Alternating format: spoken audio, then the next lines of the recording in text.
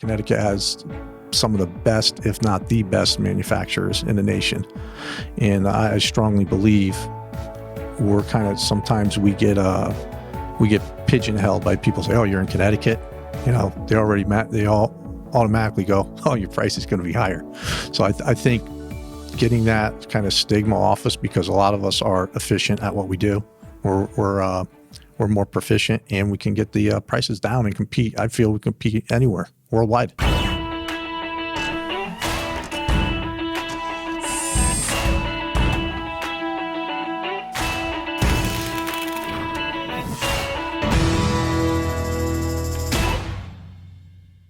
Hey, it's Ari Santiago, President, CEO of IT Direct. Welcome to another exciting episode of the Made in America podcast.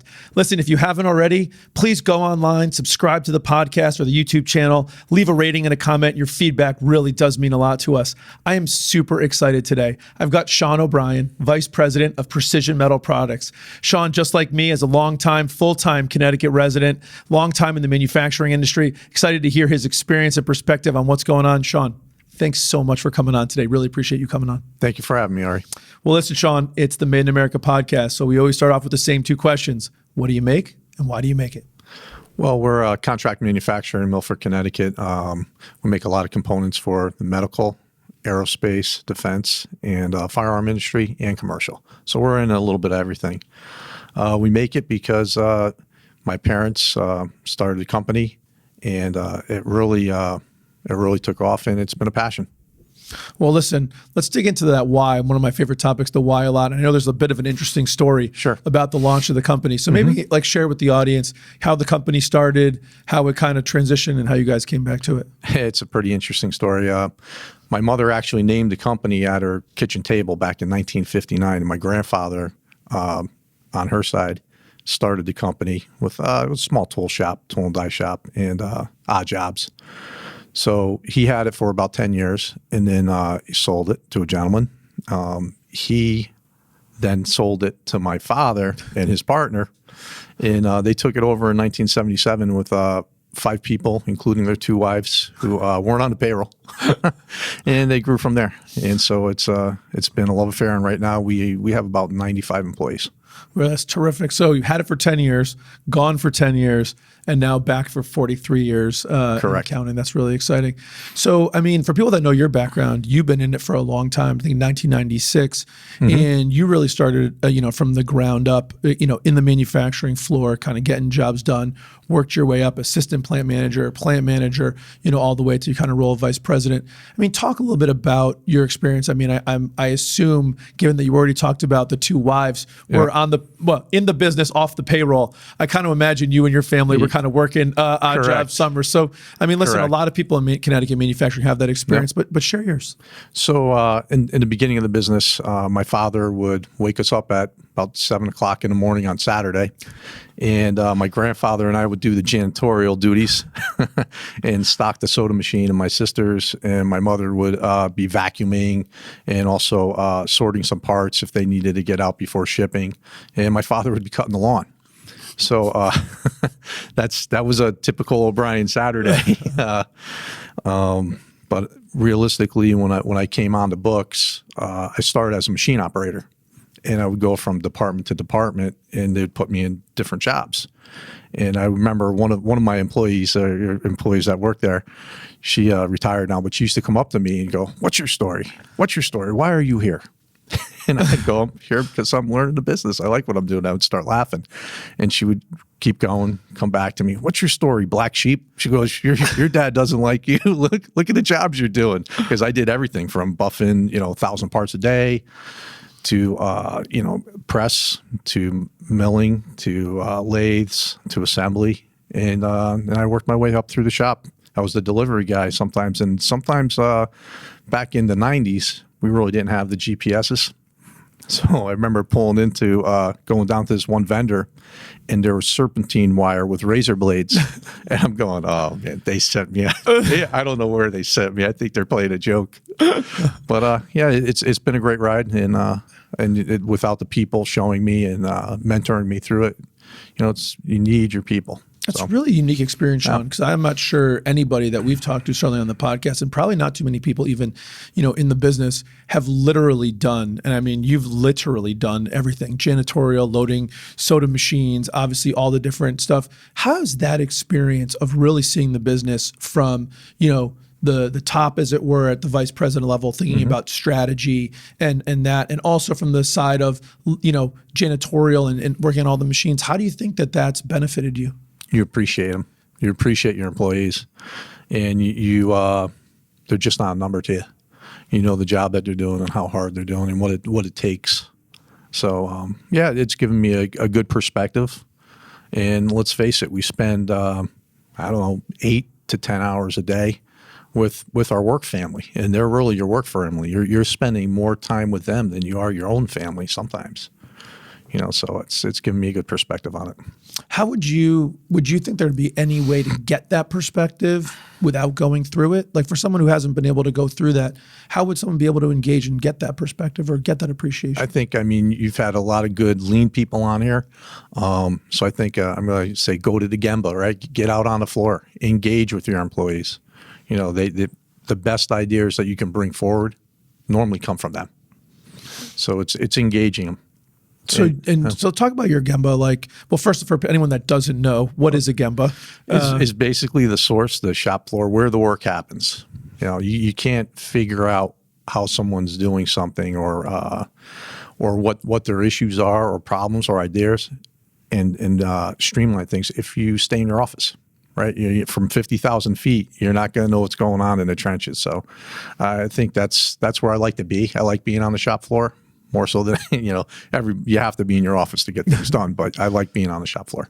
So getting out there and seeing what's going on. So actually, let's even kind of pull on this a little bit more. You mentioned lean. I know that lean's a big part, of Precision Metal Products, which from now on I'm going to call PMP. Okay. I know there's a big part there. When did you guys start your lean journey? Okay, so that's another good story. We're a job shop, there, so it was a lot of departments and coming up. But we were mentored by a person, and probably one of the smartest persons that I've had the pleasure to meet, Jorge Wong. I give him a little plug, but he's a very humble but very bright person. And he said, "You guys have a lot of good bones. You're doing SBC, you have this and that, but you're missing lean." And we're like, "Lean, all right." So he goes, "I think you should go to this class down in Celebration, Florida." Right? And we said, okay. So we signed up for it and went down there, and myself and our general manager, John Beloga, went there.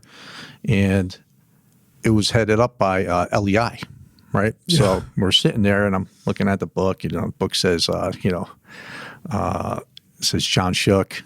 And all of a sudden, "Hello, I'm John Shook." I'm like, oh, man.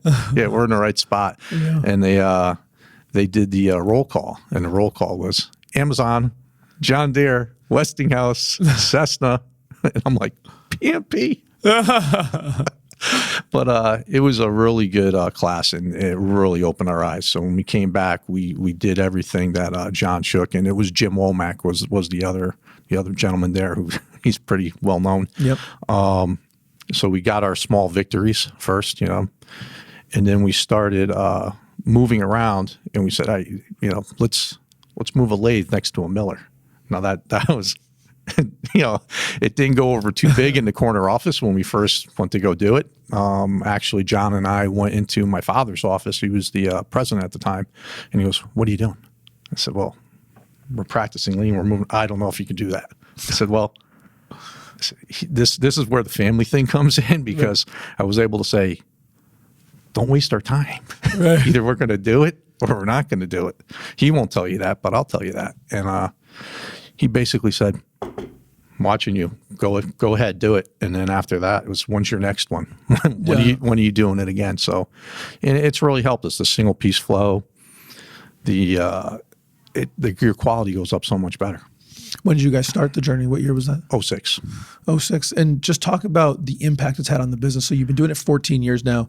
Obviously, You're still a believer. So yeah. I got to imagine you're not just doing it because you like the guys you met when you went down to the class, but it's actually driving some business impact. No, we're doing it. And it's your quality goes up, your work in process goes down. The people enjoy it. They're more empowered. You always, when you're setting it up, and like I said, you get their ideas. Them coming forward and setting it up with you. They're engaged in it. They have skin in the game. So same thing. I don't sit there on a whiteboard in my office with a bunch of managers going, we're going to do this. We bring in the employees when we set up a cell. And not everything has to be set up in a cell and still be lean. You can lean out other processes during it, whether it's quality, whether it's assembly, different things there. It doesn't necessarily all have to come together in a cell. And so, like, you've continued to do that journey. Normally, when you start this process, right, early on, there's big wins, and you're seeing a lot of stuff. 14 years later, you're still doing it. I mean, a lot of things, a lot of processes that we do sometimes are frozen with your customer when you PPAP them. Yep. So when you say, I want to start doing this, it doesn't necessarily go the big. Sometimes you cannot change that process. So that kind of stifles lean a little bit, depending on the customer base. And if they have things PPAP'd and locked in, a lot of times they don't want to put the resources in to requalify what you want to do to help yourself out. So it has to make sense. You have to implement it where you see fit. But I think you can be doing it every day. Who runs the lean approach and the improvements in? We have a compliance coordinator and lean manager. And he does a great job. He's done one just recently. He a part that we were making in a cell, he came up with some really good strategies to increase the output. And so he's kind of with the people there. Want their lowest repeatable times. Worked with the people, made sure they're comfortable with it, and it picked their brains too. On, hey, I'm thinking, let's move this over here. It would be better for me if I did this. So he works with them. He's good on the floor. How do you guys get the people on the floor to engage? Is it just merely ask? If you ask. They'll share? Ask. Yeah. You can't say, will this person do this? Well, ask them. No one's really a mind reader. So yeah, have to get their input. What's the culture like at PMP? And how does that feed into your ability to do streamlining and lean and get participation? I think the biggest thing is, a lot of them are been there for a long time. I mean, we've had employees, I think our average tenure is about 16 to 17 years. So their confidence in us that, you're not going to lean something out and then get rid of the employee. Right. No one wants, I don't know about you, but I don't like to work myself out of a job, so they're confident in that. They haven't, we haven't let them down that way. How would you describe the culture at PMP? Improving all the time. You can always make things better. I really think when we talk to people about what we're making, because a lot of times it goes into someone's body. So we emphasize that, hey, if you have a question about what you're making, you're not sure, stop. Ask your supervisor. If you can't get an answer there, go higher. My door's always open. I have an open door policy. I'll talk to anybody on the floor. You come right in my office if you have an issue. But the part you're making right now could be going in your loved one, could be going into your mom, your daughter, your son. So I think that's, and they have that. We have we've done well with our customers, and they've allowed us to show some of their instruments and where our component goes into an instrument. Because a lot of times you're making a component, you don't see the whole instrument, you don't see the end user. So pictures of the patients, that kind of stuff. You guys have that in the facility? Pictures of patients, those kind of things? Showing the instrument, patient. Obviously, you're not going to show the operation. But, this touches a person. Everything you make touches someone. So that's a really you have to relay that. Relay it to the employees so that they're not just trying to make their numbers. Yeah, it's a really good idea, right? To show them the final product, because you're right. You're working on this one sub-assembly, this one component. It's hard to understand how that fits into the bigger, bigger world. Something that I always find to be kind of interesting is, you go through in manufacturing or really anything, but you put a process together, right? You try and lean out a process. You train people on the process, the cells, the handoffs, the inputs, the outputs, your piece counts. How do you go about getting them to while still focusing on following the process, so we go through this agreed upon steps, that they still think about the big picture. I was just talking about this recently. There was an old episode of The Office, Okay. The American Office, where Michael Scott drives into a lake because the GPS says turn right and the lake's on the right, and he's just following that GPS no matter what. Do you guys have a strategy to get people to think within the process, even going down the process and going, wow, this is what it's documented, but it's not working this time. I got to stop, talk to my supervisor. How do you get them to think and follow a defined process simultaneously? I think you name the right thing, process. So when they're in it, they got to understand it's not a person problem. It's a process problem. So if something's not working, we have to drill down to why isn't it working, but they can flag, and say, hey, I don't believe this is happening right here. I don't think, even though we set it up this way, this isn't the most optimal, or this is throwing a problem. So they own it. I think you have to give them ownership. You have to empower the people in the cell or the people doing the job in general. Not empower them to go off the rails. I'm not saying that. You still have your SOPs, but if they see something, say something, right? How do you celebrate that or encourage that? You know what I mean? Like, you go around and you thank them. That's your big thing. Everything you go around, I say, hey, good morning. Every day I get out there on the floor, make sure I go around. Yes, I try to get out there every day. Yep. And for 4th of July, I was cooking for them. I brought a grill in there, and it was me cooking burgers for 90 people. That's a lot. They didn't tell me if they were good or not. I cooked them. Unless somebody else makes me a free burger, it's good. And the other managers got out there and they helped out. So it was the management. We appreciate them. Do you guys have like awards, rewards? That's sort of celebrating some of that publicly, give people recognition? Not really right now, but that's a good thing. I mean, we used to have sometimes, and we've gotten a little bit away from it, was a 5S award. So you'd go around to the different cells and pop it in. But I was reading about the 4P model on your website. You guys are into that, a philosophy, process, people, and problem solving. Correct. How does that kind of fit into what you guys are doing? I think it fits in almost to, it's like the plan, do, check, act of lean. It's just a kind of a different acronym. So, I mean, we really follow that, as far as going through and trying to solve problems. So, you talked about earlier, Sean, about the idea that you guys are pretty well diversified, between, defense, aerospace, commercial, all this different stuff.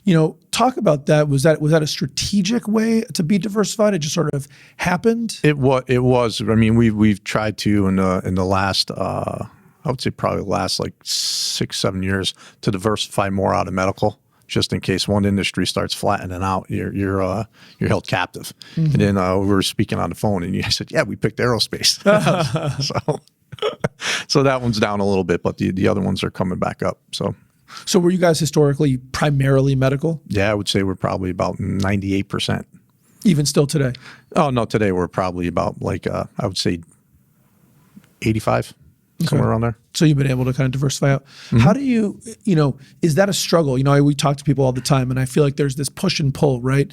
The less diversified you are, almost the easier it is to run the business, maybe find more ways to be streamlined and lean, not even just in the manufacturing process, but in the sales and marketing, the relationship development, because you don't have to understand all the different industries and compliances and regulations. Exactly. Yeah. So there's that. But then on the other hand, you bring up the great point, which we also talk about, which is then you're kind of beholden to just this one area. And so, that area gets a cold, you get the flu. So how do you kind of balance the streamlining in the one industry, but also getting the advantages of the diversification?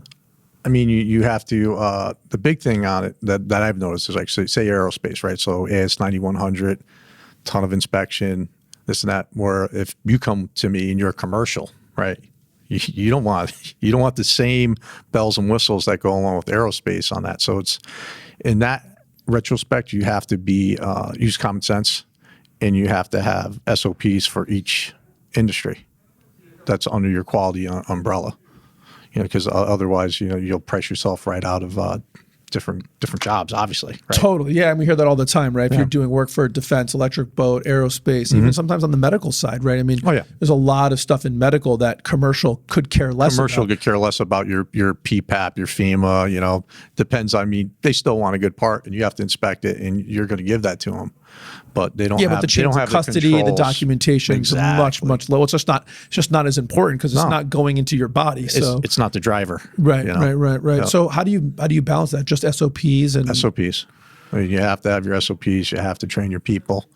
When we take it, we'll do. We still do, even if it is like we'll say if it's a firearm part, we'll still do a FEMA, process FEMA on it in the beginning. Contract reviews. We'll still go over that almost the same way. We may not pigeonhole them to 100% inspection. You can't do that and stay competitive. But that's what you have to do. You have to treat them each. You still keep your culture, still keep your quality umbrella, but you have to teach or treat each customer the same way. Well, not the same way. Sorry about that. Yeah, give them their own. A little confused there. Yeah, give them their own. Yep. So what's your, like on a sort of on a day-to-day level, what does the vice president of PMP do besides walk the floor in the morning? Well, I deal with all my different staff. I'm dealing with quality. I'm dealing with production. I'm dealing with sales a lot. I'm with the sales manager a lot. Paul DiNicole, he's good at what he does. In the accounting, I'm all over the place. Yeah, taking care of it. Taking a lot of things and strategizing with the president, who's my mother. We're a woman-owned company, so yeah, for sure. I'm pretty proud of that. So. Yes, actually, I'm actually going to dig into that's one of the notes I wanted to talk about just in general because I love the women engagement in manufacturing, and it's your mom, so we're gonna get to that. How do you guys? When you're looking at a new business, one of the things I think Connecticut manufacturing has done historically is sort of there's been this belief, and just it's all businesses, but Connecticut manufacturing has been historically an old school, long time around, started in the 50s or the 70s, and they've really said that word of mouth and your reputation is what gets you business. Is that what you guys are relying on in 2020 to get more business, or what's your strategy? You can't rely on that. It helps. Don't get me wrong. If someone leaves another company, hey, PMP, we heard of you, and it definitely helps. But now it's, to be honest with you, it's a lot of social media. It's getting through to your customers. Before it used to be call them up, then it was an email. Now you have to hit them different ways. So I think you have to be aggressive, Ari. That's all I can tell you, because a lot of MBAs are, before they take a new supplier on, they got to get rid of two. Right. So it's very going after its timing, and it's always being aggressive. Yeah, being in front of them. That's one of the things I noticed just going through. You guys have a pretty good website, but you don't always see in manufacturing as much. Are you driving that? Like, who's kind of got that? We started with that website, and Paul helped out a lot as far as going on to social media, LinkedIn, and I want to say he even has a Facebook page too. So, yeah. There's a lot of things to do on social media that it just wasn't my forte. Right. So Paul's been with us about a little over a year now. He's doing well with that. He's pushing. Yeah, really get out there. I like that. How do you have any thoughts? And we can move on to another topic if it's kind of not your bag. Yeah. But I love what you said about you got to be aggressive. So, but at the same time, you don't want to come across. You won't be a used car salesman. Yeah. You don't want to be that guy where they're like, oh, again. Yeah, right. Another click. Damn, O'Brien. Voicemail. Yeah, exactly. So how do you strike that balance? You got to. I think it's like a common sense feel. You don't like being bugged enough. You want to be reminded, right? So hey, checking back with you. It's been a little bit, but you don't want to be reminded every day. Then it goes from having persistence to being annoying. Right. So I guess you got to tread that line on, and that's more of a sales guy's total forte. But when I do sales, I'll go after them, but I'll be persistent. I'll circle back the way I would want someone to do to me. I guess that's the way. That's my forte. I'm not the sales manager. No, dude, but I think that's a great insight, right? I think sometimes we're trying to be aggressive to get our message out, and we lose sight of the fact of how we would want to be treated on the other side. That's a really easy. How many times you put people to voicemail? When you look at your caller ID when you're at your house, you're like, I'm not picking that up. Yeah, I totally feel that. When you guys, so you're, at the role that you're at, I'm sure you're part of the decision of where to invest in the business, right? How to decide. And so So, when you're looking at that, and let's talk about it even right kind of in today's context, right? We're kind of going through this pandemic situation. There's risk, but you can't be on total defense, or at least my opinion is you gotta play some offense. How are you thinking about investing in the business right now? You've got to keep an eye on the newest technologies, whether it be in inspection, whether it be additive manufacturing, right? So they're starting to come down in price, so they're starting to look more attractive as far as the metal ones. I mean, we have a carbon fiber printer right now that we've used in made work holding, quick work holding for, say if you're doing a small run or even inspection holding. It has the strength of 6061 aluminum. Right. So, I mean, we found where we can actually hold parts in soft jaws in a milling machine, and it'll hold it, depending on not every single part with tolerances, but, so you can expedite getting that through instead of going through a tool room. You're printing that, and overnight you got your fixture, your holding fixture. It's pretty good. For a small run, that's what I saw for it to help out to bridge that gap. And now that you have the metal printers coming out, and that's something you got to keep an eyeball on, otherwise they'll pass you by. How are you guys doing that? Because I agree with that 100%. I mean, every time it comes up, kind of the intersection of two things I'm really passionate about, manufacturing and technology, right? So, I mean, how do you guys keep an eye on that? What are some of the resources in Connecticut that you're using to kind of help PMP kind of find that stuff? And then also, and you made a good point here, sometimes I know the technology's out there, but it's hard to envision how to use it. Yeah, you're right. Because you don't want to buy a paperweight or a boat anchor, right? So you have to have a fit, and you have to identify that fit, and see what your ROI is on it. Are you gonna? Because let's face it, tool making and die making, it's tough to get a tool maker or a die maker. So, and you'll never be able to drag everything out of their head, all their experiences. I mean, those guys are, they're like Marcy was on here the other day, right? She said artists, they are, so you try to get, if you find a diamond in the rough, the young generation, and train them up, great. But technology, I see the additive manufacturing, if they get that down where a price point where it's good for a job shop, I see you doing your fixtures out of them, It's a great idea. They're already doing it with injection molding tools. Yep. So they're going to be coming our way. Yeah, for sure. Yeah. Do you engage at all with CAD or any of the groups in Connecticut? Yeah. We went up to the Advanced Manufacturing Lab, and those guys are something else, man. There's some walking on the floor of a big bridge mill was amazing. We dealt with them there. The other thing I was looking at was 3D scanners. For it was I think structured light scanning is what they had there, and because like I said, you don't want someone to pay for inspection, right? No one wants to pay for inspection. It's not really value added, but it is value added because you can make scrap pretty quick. Yep. So, I'm always looking at ways to, make that quick, precise, and give the feedback back to the operators on the floor, and keep the customers' requirements and their expectations of us giving them a quality part up to par. Yeah, so that light scanning is really super. Yeah, interesting. it was really cool. Just the part that I was really wanted it to do, it just wasn't a fit for it.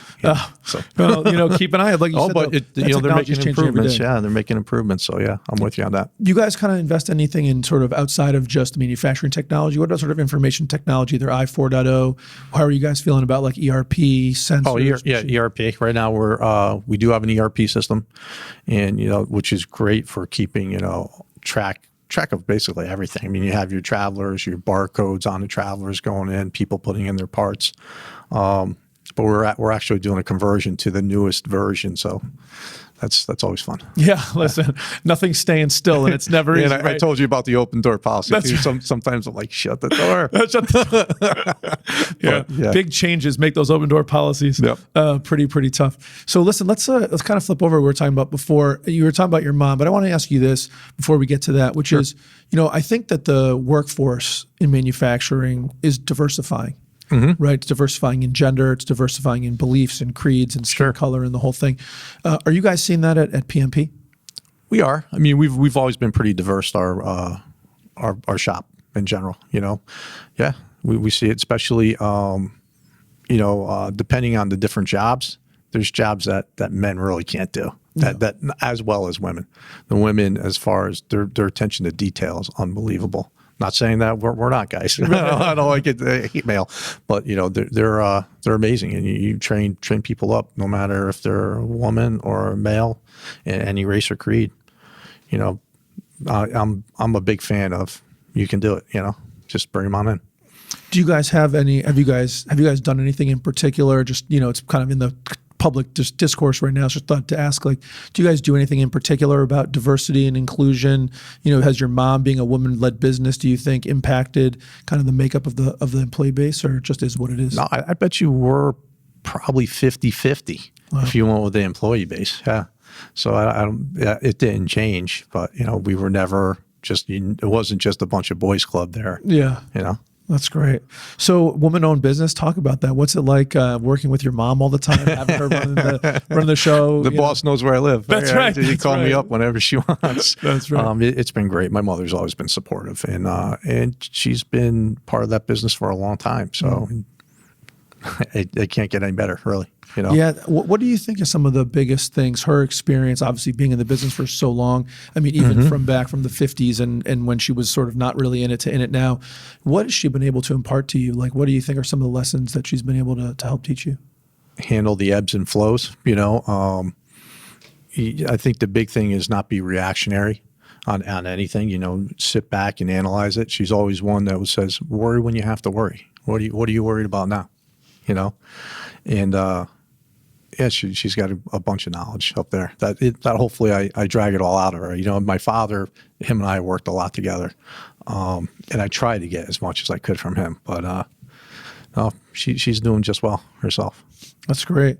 Are you guys? Is there a transition plan in the offing or succession plan? Kind of in the offing? Right. Yeah. There's a plan.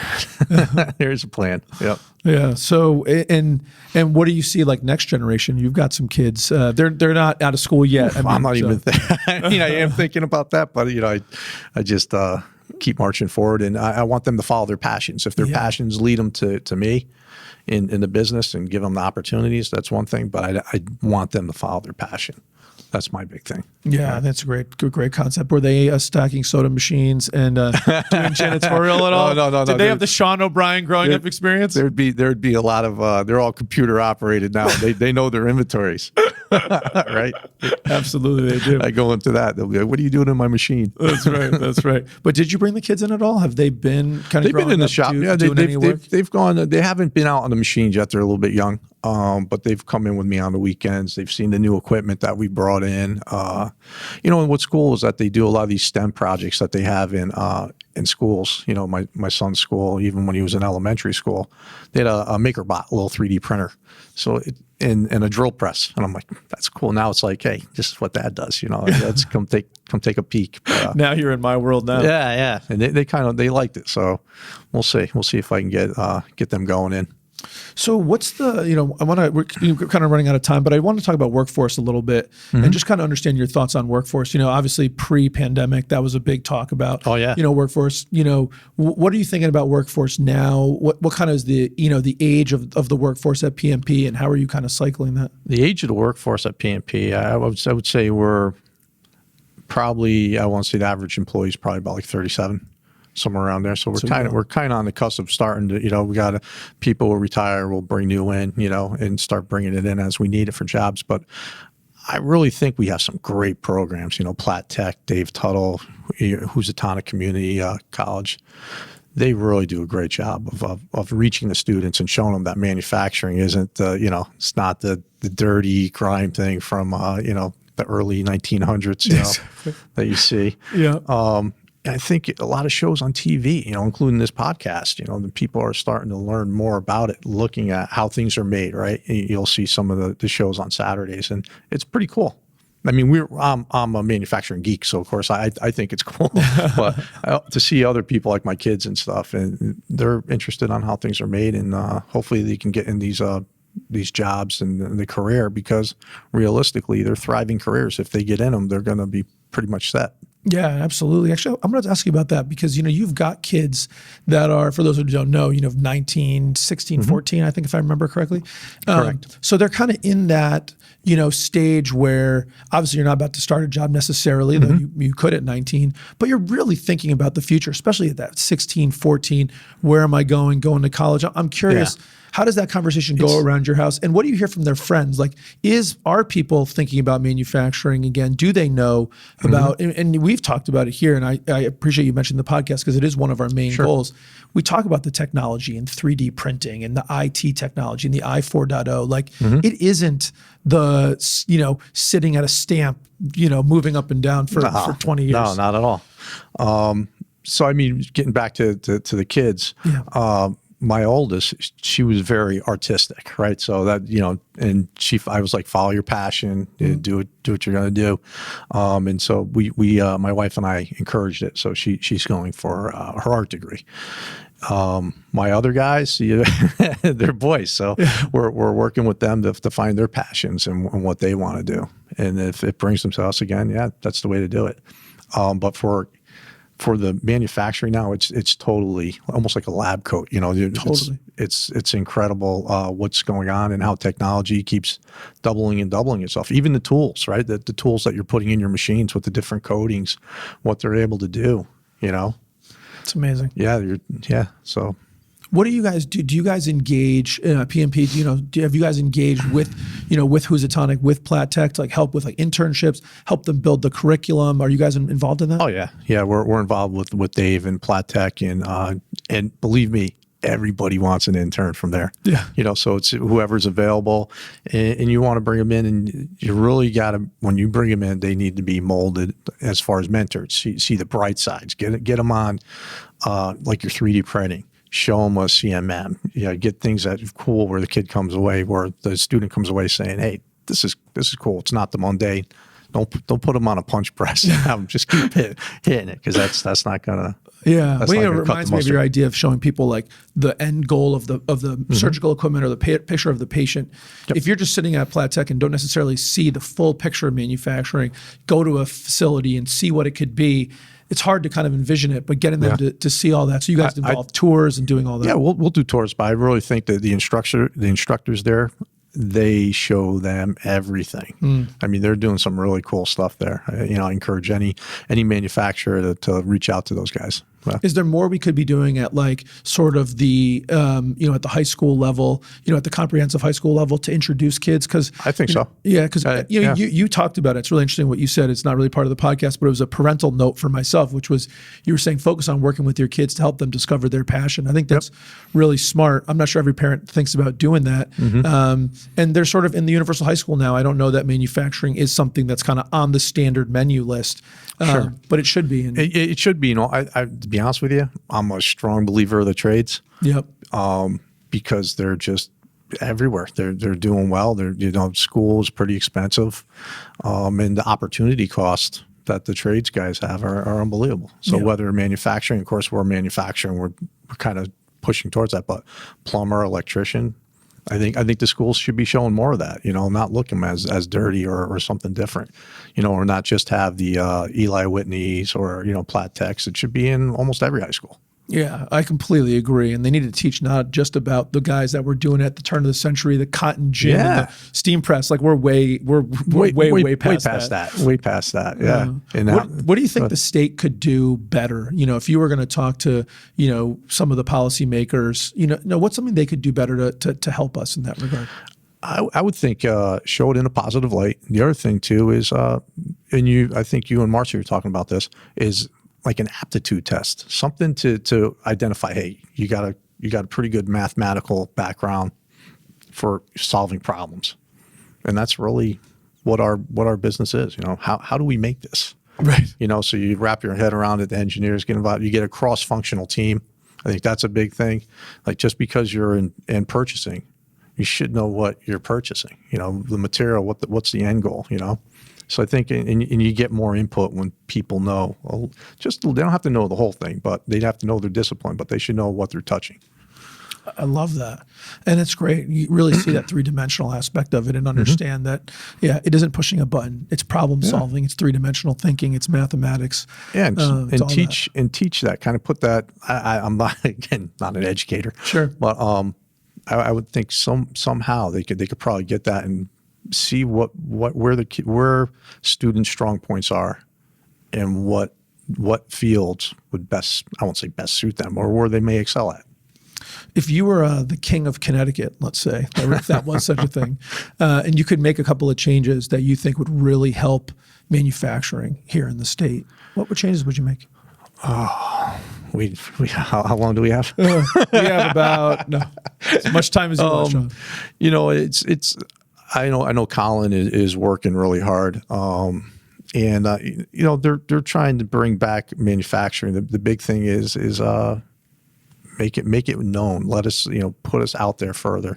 We're willing to compete. Connecticut has some of the best, if not the best, manufacturers in the nation, and I strongly believe we're sometimes we get pigeonholed by people say, oh, you're in Connecticut. They all automatically go, oh, your price is going to be higher. So I think getting that kind of stigma off us, because a lot of us are efficient at what we do.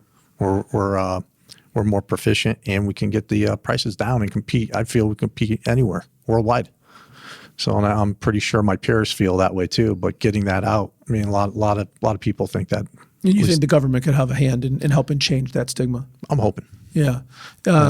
Is there any specific thing that they could do? Not to keep pressing you on it, but I am trying to get them to change. So everybody knows taxes, right? So they know a little bit of manufacturing tax relief would be good to build it up. Anywhere you go, you look at the film industry in Connecticut, right? So they gave them a break, and hey, you're starting to see, movies in Connecticut. You saw Raiders of the Lost Ark, Harrison Ford down in Yale, right? And a lot of that was from the tax breaks. Right. So look at maybe doing that.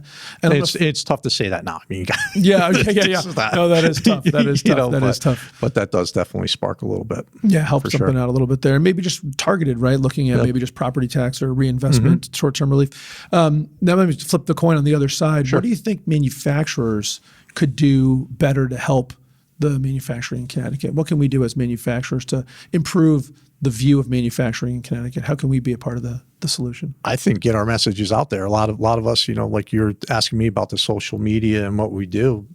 I wasn't really doing that. I'm not even on Facebook. I barely I had my LinkedIn profile. That's about it. So I would say get your story out there. Get your story out there. Showcase studies on what we're doing, and we're trying to do that at PMP too. Paul puts that out there. He'll have the workers working on different employees working on what they're doing. Any events you have at your shop, publicize it. And not just the big guys, everybody. And the more that gets out there, the more people see it. Right, the more they get into it. That's right. I think that would help us all. I love that idea. That definitely feeds on itself. Sean, that's been awesome. Thank you so much. I'm going to move to the rapid fire round of questions. Okay. Are you ready? We'll see. All right. There are right and wrong answers. So All right. Are you ready? Here we go. Red Sox or Yankees? Oh, man, I saw this before. But I'm going against you. Red Sox. Nice. Starbucks or Dunkin' Donuts? Dunkin' Donuts. When you take time off, now let's take COVID out of the equation. Okay. You a staycation guy or exotic destination? I want to get away. Yeah. We're going exotic? Yeah. I love it. Might be exotic U.S., but it's exotic. All right, that's all right. Alaska's pretty It's not exotic. staying home. There you go. Sports car or SUV? Oh, man. How about a sports SUV? Ooh. Something like an SRT or something like that. Yeah. There you go. Lamborghini makes a SUV now. So how about, if you had to do something other than be vice president of PMP, and it could be anything in the whole world, what would you be? What would you do? Charter captain. I still have my captain's license, so that's what I'm planning on doing when I retire. Yeah. What kind of charters? Fishing. Just fishing charter. Yeah. Very nice. Deep sea? Yep. I love that. Do you have a favorite business book? Learning to see. Learning to see. That's all right. I don't know that one. Get that on my list. Sean, what's something that you learned early in your career or early in your life that you think has really helped propel you to the success that you've had? Treat people how you want to be treated. That's it. I think we all think about that. A lot of like miscommunications go away. What's something that you've learned later in your career, later in your life, that if you could go back and tell young Sean, and if he'd listen to you, it wouldn't matter. He wouldn't listen. He wouldn't listen. If he would, what's something you tell him now that you've learned that would really make a big difference? Don't sweat the small stuff. Yep. There's a bigger picture. And stay focused on that. Yep. Well, that's fantastic, Sean. I'm going to leave it there. It has been an absolute pleasure having you on. I'm really glad to do it. And I kind of want to come down and see your shop. So hopefully we can make that happen. Always welcome. All right, my man. Thanks again. Thanks, Ari. Take care. Made in America with Ari Santiago is brought to you by IT Direct. I really want to bring you value through these podcasts. So please leave us a rating, subscribe, and like what we're doing, and give me some direct feedback on today's episode. Hit me up on a Facebook, LinkedIn post, or shoot me a text, 860-306-5033.